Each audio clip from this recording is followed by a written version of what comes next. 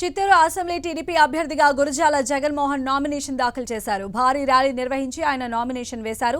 Rally విజయవంతం కాకుండా అనేక కుట్రలు పన్నారని, వారందరికీ త్వరలో తగిన గుణపాఠం చెబుతానంటున్న గురజాల జగన్మోహన్తో మా ప్రతినిధి మురళి ఫేస్ టు ఫేస్. చిత్తూరులో అట్టహాసంగా నామినేషన్ దాఖలు చేశారు టీడీపీ అభ్యర్థి గురజాల జగన్మోహన్. వేలాది మందితో నగర వీధుల గుండా ర్యాలీ నిర్వహించి కొద్దిసేపు క్రితం ఆయన కలెక్టర్ కార్యాలయం నామినేషన్ దాఖలు. ప్రస్తుతం మనతో పాటు గురజాల జగన్ ఆయనతో మాట్లాడుతాం. సార్, ఎట్లుంది? ఇంత భారీగా ర్యాలీ నిర్వహించారు, ఎంత పెద్ద ఎత్తున తరలి వచ్చారు, ఎట్లుంది మీకు స్పందన?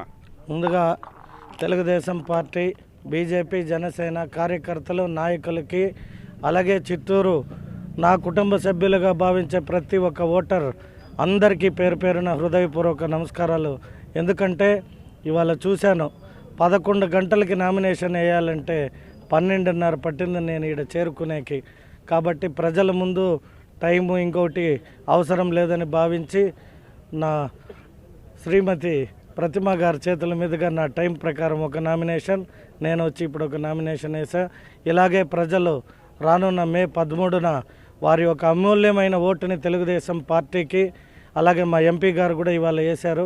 సో వారికి ఒక ఓటు, నాకు ఒక ఓటు వేసి ప్రజలందరూ ఆశీర్వదించాల్సిందిగా కోరుకుంటున్నాను. చోట్ల అడ్డంకులు సృష్టించారు, జనాలు పెద్దగా రాక, నిజమేనా? జరిగింది అట్లా? వారికి రేపు నుండి సమాధానం చెప్తా. ఇవాళ మా కార్యకర్తల్ని బస్సుల్లో ఎక్కించిన వాళ్ళని కూడా దింపడం జరిగింది.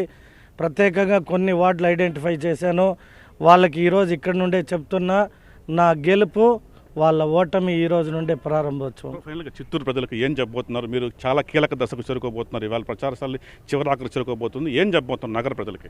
ప్రజలు సురక్షితంగా ఉండాలి అంటే ఇవాళ మీరే చూశారు, మా పార్టీకి సంబంధించిన కార్యకర్తల నాయకుల్ని అడ్డుగించే వీరు రేపు పొద్దున కామన్ ప్రజలకి ఎన్ని రకాల ఇబ్బందులు పెడతారో ప్రజలు కూడా ఇవాళ చూసుంటారు.